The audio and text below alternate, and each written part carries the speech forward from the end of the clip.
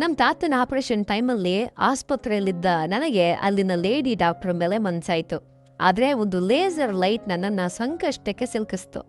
Hi friends, ಎಲ್ರಿಗೂ ನಮಸ್ಕಾರ. ನಾನೊಂದು ಹೊಸ ಕಥೆಯೊಂದಿಗೆ ನಿಮ್ಮ ಮುಂದೆ ಬರ್ತಾ ಇದ್ದೀನಿ. ಈ ಕಥೆನ ನೀವು ಕೊನೆಯವರೆಗೂ ನೋಡಿ ತುಂಬ ಎಂಜಾಯ್ ಮಾಡ್ತೀರಾ. ಹಾಗೆ ನಮ್ಮ ಚಾನಲನ್ನು ಸಬ್ಸ್ಕ್ರೈಬ್ ಮಾಡಿ, ಲೈಕ್ ಮಾಡಿ, ಶೇರ್ ಮಾಡಿ. ನಾನು ಆಫೀಸ್ಗೆ ಹೋಗಿ ನನ್ನ ಕೆಲಸದಲ್ಲಿ ಬ್ಯುಸಿಯಾಗಿದ್ದೆ. ಅಷ್ಟರಲ್ಲಿ ನನ್ನ ಹೆಂಡತಿಯಿಂದ ನನಗೊಂದು ಫೋನ್ ಬಂತು. ತಾತಂಗೆ ಎದೆ ನೋವು ಕಾಣಿಸ್ಕೊಂಡಿದೆ, ಮೈಯೆಲ್ಲ ಬೆವರ್ತಾ ಇದೆ, ಆಂಬುಲೆನ್ಸಲ್ಲಿ ಹಾಸ್ಪಿಟಲ್ಗೆ ಕರ್ಕೊಂಡು ಹೋಗ್ತಾ ಇದ್ದೀವಿ, ನೀವು ಬೇಗ ಬನ್ನಿ ಅಂತ ಹೇಳಿದ್ಲು ನನ್ನ ಹೆಂಡತಿ. ನಾನು ನೇರವಾಗಿ ಹಾಸ್ಪಿಟಲ್ಗೆ ಹೋದೆ. ಡಾಕ್ಟರ್ಗಳು 1-2 ದಿನಗಳಲ್ಲಿ ತಾತಯ್ಯನಿಗೆ ತಕ್ಷಣ ಬೈಪಾಸ್ ಸರ್ಜರಿ ಮಾಡಬೇಕು ಅಂತ ಹೇಳಿದ್ರು. ನಾನು ನಮ್ಮ HR ಈ ವಿಷಯವನ್ನು ತಿಳಿಸಿದೆ. ನಮ್ಮ ಆಫೀಸಲ್ಲಿ HR ಇರ್ತಾರಲ್ಲ, ಅವರಿಗೆ ಈ ವಿಷಯನ ತಿಳಿಸಿ 2 ದಿನ ರಜೆ ತಗೊಂಡೆ.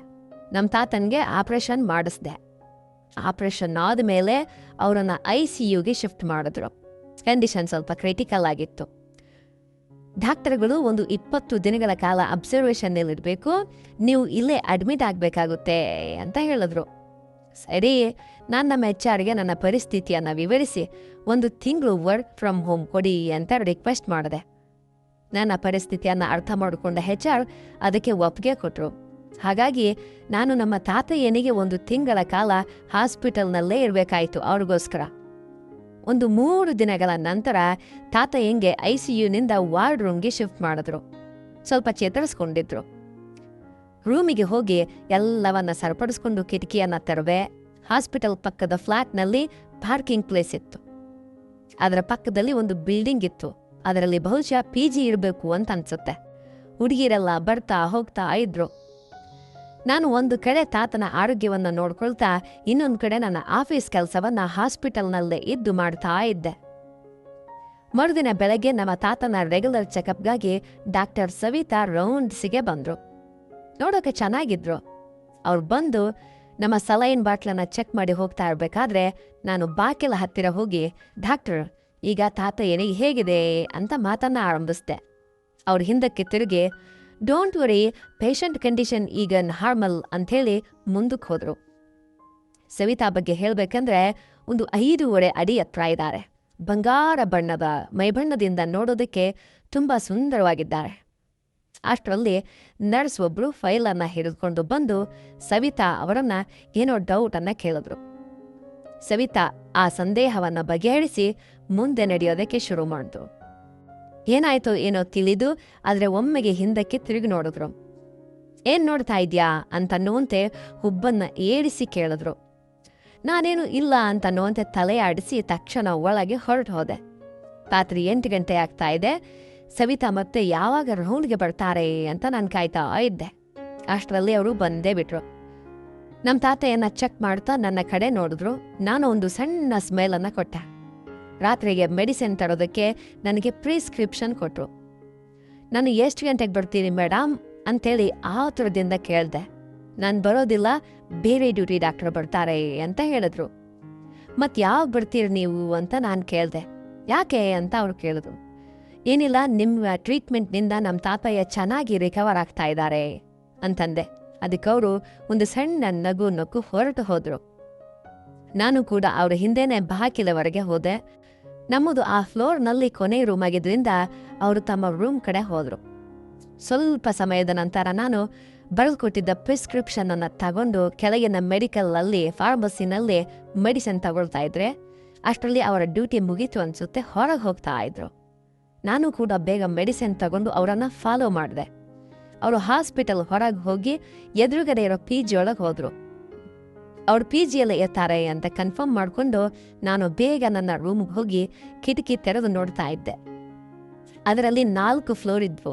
ಯಾವ ಫ್ಲೋರ್ನಲ್ಲಿ ಇದ್ದಾರೋ ಏನೋ ಅಂತನೂ ಆಸೆಯಿಂದ ನೋಡಿದೆ. ಆದರೆ ಯಾವುದೇ ರೆಸ್ಪಾನ್ಸ್ ಕೂಡ ಇಲ್ಲ. ಇನ್ನು ನಾನು ನನ್ನ ಕೆಲಸವನ್ನು ನೋಡಿಕೊಂಡು ಸ್ವಲ್ಪ ಹೊತ್ತು ಮೊಬೈಲ್ನಲ್ಲಿ ಸಿನಿಮಾ ನೋಡಿದೆ. ಸರಿಯಾಗಿ ಒಂದು 10-30 ಗಂಟೆಗೆ ಒಂದು ರೊಮ್ಯಾಂಟಿಕ್ ಸೀನ್ ಬರ್ತಾ ಇತ್ತು. ಆಗ ಮತ್ತೆ ನನ್ನ ಗಮನ ಸವಿತಾ ಕಡೆ ಹೋಯಿತು. ಮರುದಿನ ಬೆಳಗ್ಗೆ ಹಾಸ್ಪಿಟಲ್ ಹೊರಗಿರುವ ಶಾಪ್ ಹತ್ರ ನಾನು ಸಿಗರೇಟ್ ಸೇರ್ತಾ ನಿಂತಿದ್ದೆ. ಅಷ್ಟರಲ್ಲಿ ಸವಿತಾ ತನ್ನ ಫ್ರೆಂಡ್ಸ್ ಜೊತೆ ಬಂದು ಏನೇನೋ ಐಟಮ್ಸ್ ತಗೊಂಡು PG ಒಳಗೆ ಹೋಗೋದಕ್ಕೆ ಶುರು ಮಾಡಿದ್ರು. ನಾನು ಅವಳ ಹಿಂದೆನೇ ಫಾಲೋ ಮಾಡ್ತಾ PG ಹೊರಗೆ ಹೋದೆ. ಲಿಫ್ಟ್ 3rd ಫ್ಲೋರ್ಗೆ ಹೋಗಿ ನಿಂತಿದ್ದನ್ನು ನೋಡಿ ಅವರಿರೋದು 3ನೇ ಅಂತಸ್ತಿನಲ್ಲಿ ಅಂತೇಳಿ ಕನ್ಫರ್ಮ್ ಮಾಡ್ಕೊಂಡೆ. ರೂಮ್ಗೆ ಹೋಗಿ ಸ್ನಾನ ಮಾಡಿ ಬ್ರೇಕ್ಫಾಸ್ಟ್ ಅನ್ನು ಮುಗಿಸಿ ಸವಿತಾ ಅವರಿಗಾಗಿ ನಾನು ಕಾಯ್ತಾ ಇದ್ದೆ. ಸರಿಯಾಗಿ 10 ಗಂಟೆಗೆ ಬೇರೆ ಡಾಕ್ಟರ್ ಬಂದರು. ನನಗೆ ನಿರಾಸೆ ಆಯಿತು. ನಿನ್ನೆ ಬಂದಿದ್ದ ಮೇಡಮ್ ಇವತ್ತು ಬಂದಿಲ್ವಾ ಅಂತ ನರ್ಸ್ ಬಳಿ ಕೇಳಿದ್ರೆ ಅವರು ರಜೆಯಲ್ಲಿದ್ದಾರೆ, ನಾಳೆ ಬರ್ತಾರೆ ಅಂತ ಹೇಳಿದ್ರು. ಆ ದಿನವಿಡೀ ಸವಿತಾ ನೆನಪಿನಲ್ಲೇ ಸರಿಯಾಗಿ ಕೆಲಸ ಕೂಡ ಮಾಡದೆ ಕಳೆದ್ಬಿಟ್ಟೆ. ಮರುದಿನ ಬೆಳಗ್ಗೆ ಎದ್ದು PGಯ ಕಿಟಕಿಗಳನ್ನು ನೋಡ್ತಾ ಇದ್ದೆ.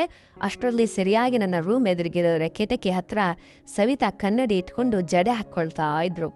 ನನ್ನೊಳಗೆ ಹೇಳಲಾರದಷ್ಟು ಖುಷಿ. ಅವ್ರ ಮುಖಕ್ಕೆ ಕ್ರೀಮ್ ಲಿಪ್ಸ್ಟಿಕ್ ಹಚ್ಕೊಳ್ಳೋದೆಲ್ಲ ನೋಡ್ತಾ ಇದ್ರು.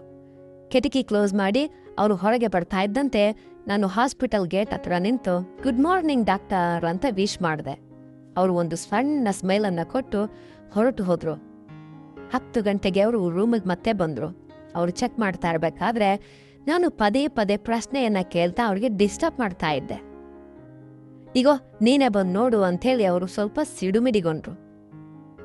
ಕೋಪ ಯಾಕೆ ಮೇಡಮ್, ತಾತಯ್ಯನ ಆರೋಗ್ಯದ ಬಗ್ಗೆ ಕೇಳ್ದೆ ಅಷ್ಟೇ ಅಂಥೇಳಿ ಸ್ಮೈಲನ್ನು ಕೊಟ್ಟೆ. ಅವ್ರು ಮೆಡಿಸಿನ್ ಸ್ಲಿಪ್ ಕೊಟ್ಟು ಹೋಗ್ತಾ ಇರಬೇಕಾದ್ರೆ ಸ್ವಲ್ಪ ಹೊತ್ತು ಇರ್ಬೋದು ಅಲ್ವಾ ಮೇಡಮ್ ನೀವು ಅಂತಂದೆ. ಬೆಳಗ್ಗಿಂದ ನೋಡ್ತಾ ಇದ್ದೀನಿ, ನನ್ನಿಂದೆ ಬೀಳ್ತಾ ಇದೆಯಾ ಅಂಥೇಳಿ ಅವ್ರು ನಗತಾನೆ ಹೇಳಿದ್ರು. ಮಧ್ಯಾಹ್ನ ನನ್ನ ಹೆಂಡತಿ ಫೋನ್ ಮಾಡಿದ್ರೆ ನಾನು ಸಣ್ಣ ಕೆಲಸದ ಮೇಲೆ ಮನೆಗೆ ಹೋಗ್ತಾ ಇದ್ದಾಗ ನನ್ನ ಮೊಬೈಲ್ಗೆ ಸವಿತಾ ಅಂತ ನನ್ನ ಹೆಸರಿನಿಂದ ಫೋನ್ ಬಂತು. ಎಲ್ಲಿಗೆ ಹೋಗಿದ್ಯಾ, ಬೇಗ ಬಾ, ಮೆಡಿಸಿನ್ ತರಬೇಕು ಅಂತ ಅವ್ರು ಹೇಳಿದ್ರು. ಈ ನಂಬರ್ ನಿಮ್ದೇನಾ ಮೇಡಮ್ ಅಂತ ಕೇಳಿದ್ರೆ ಹೌದು ಅಂಥೇಳಿ ಅವರು ಫೋನನ್ನು ಕಟ್ ಮಾಡಿದ್ರು. ನನಗೆ ತುಂಬ ಖುಷಿ ಆಯಿತು. ನಾನು ತಕ್ಷಣ ಹಾಸ್ಪಿಟಲ್ಗೆ ಹೋಗಿ ಅವರನ್ನು ಮೀಟ್ ಮಾಡಿದೆ. ಥ್ಯಾಂಕ್ಸ್ ಮೇಡಮ್, ನಾನು ಕಾಲ್ ಮಾಡಿದ್ದಕ್ಕೆ ಅಂತಂದೆ. ಅದಕ್ಕೆ ಅವರು ಸಿಟ್ಟು ಮಾಡಿಕೊಂಡು ಆ್ಯಕ್ಟಿಂಗ್ ಮಾಡ್ತಾ ಮೆಡಿಸಿನ್ ತರೋದಕ್ಕೆ ಹೇಳಿದ್ರು. ವಾಟ್ಸಪ್ಪಲ್ಲಿ ಅವರ DP ನೋಡಿದೆ, ತುಂಬ ಸುಂದರವಾಗಿತ್ತು. ರಾತ್ರಿ 9 ಗಂಟೆಗೆ ಅವರು ರೌಂಡ್ಸಿಗೆ ಬಂದರು. ನಾನು ಲ್ಯಾಪ್ಟಾಪಲ್ಲಿ ಕೆಲಸ ಮಾಡ್ತಾ ಇರುವಂತೆ ನಟಿಸ್ತಾ ಇದ್ದೆ, ಅವರನ್ನು ಗಮನಿಸ್ತಾ ಇದ್ದೆ. ಅವರು ಹೋದ್ಮೇಲೆ PGಯಲ್ಲಿ ಅವರ ರೂಮ್ ಲೈಟ್ ಆನ್ ಆಯಿತು. ಅವರು ಕಿಟಕಿ ತೆರೆಯುತ್ತಲೇ ನನ್ನ ರೂಮ್ ಕಿಟಕಿಯಿಂದ ಸನ್ನೆ ಮಾಡಿದೆ. ಆದರೆ ಅದನ್ನು ಅವರು ಗಮನಿಸಲಿಲ್ಲ. ನನ್ನ ಹತ್ತಿರ ಇದ್ದ ಲೇಸರ್ ಲೈಟನ್ನು ಅವರ ರೂಮ್ ಒಳಗಡೆ ಹಾಕಿಬಿಟ್ಟೆ.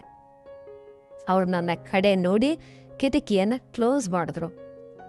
ಸ್ವಲ್ಪ ಸಮಯದ ನಂತರ ಅವ್ರು ಫೋನ್ ಮಾಡಿ, ಯಾಕೆ ಟಾರ್ಚಾಗ್ತಾ ಇದೆಯಾ, ಬುದ್ಧಿವಂತನಾಗಿ ನಿನ್ನ ಕೆಲಸ ನೋಡ್ಕೋ, ಇಂಥ ಆ್ಯಕ್ಟಿಂಗ್ ಎಲ್ಲ ಮಾಡಿದ್ರೆ ಮ್ಯಾನೇಜ್ಮೆಂಟ್ಗೆ ಕಂಪ್ಲೇಂಟ್ ಕೊಡ್ತೀನಿ ಅಂತೇಳಿ ಕೋಪದಿಂದ ಫೋನನ್ನು ಕಟ್ ಮಾಡಿದ್ರು. ನಾನೊಂದು ಸ್ವಲ್ಪ ಹೆದರಿ ಒಂದು 15 ನಿಮಿಷದ ನಂತರ ವಾಟ್ಸಪ್ನಲ್ಲಿ ಸಾರಿ ಮೇಡಮ್ ಅಂತ ಮೆಸೇಜ್ ಮಾಡಿದೆ. ಇನ್ನೊಂದು ಸಲ ಮೆಸೇಜ್ ಮಾಡಬೇಡ ಅಂಥೇಳಿ ಅವರು ರಿಪ್ಲೈ ಕೊಟ್ಟರು. ಮುಂದೇನಾಯಿತು ಅಂತ ತಿಳ್ಕೊಳ್ಳೋದಕ್ಕೋಸ್ಕರ ಪಾರ್ಟ್ 2 ಅಂತ ಕಮೆಂಟ್ ಮಾಡಿ. ಈ ಕತೆ ನಿಮಗೆ ಇಷ್ಟವಾದರೆ ನಮ್ಮ ಚಾನಲನ್ನು ಸಬ್ಸ್ಕ್ರೈಬ್ ಮಾಡಿ, ಲೈಕ್ ಮಾಡಿ, ಶೇರ್ ಮಾಡಿ. ನಾನು ಮಾಡಿದ್ದು ಸರಿನಾ ತಪ್ಪು ಅಂತ ಕಮೆಂಟ್ ಬಾಕ್ಸಲ್ಲಿ ಮಿಸ್ ಮಾಡದೆ ತಿಳಿಸ್ಬೇಕು. ಧನ್ಯವಾದಗಳು. ಶುಭ ದಿನ. Take care. Bye. See you.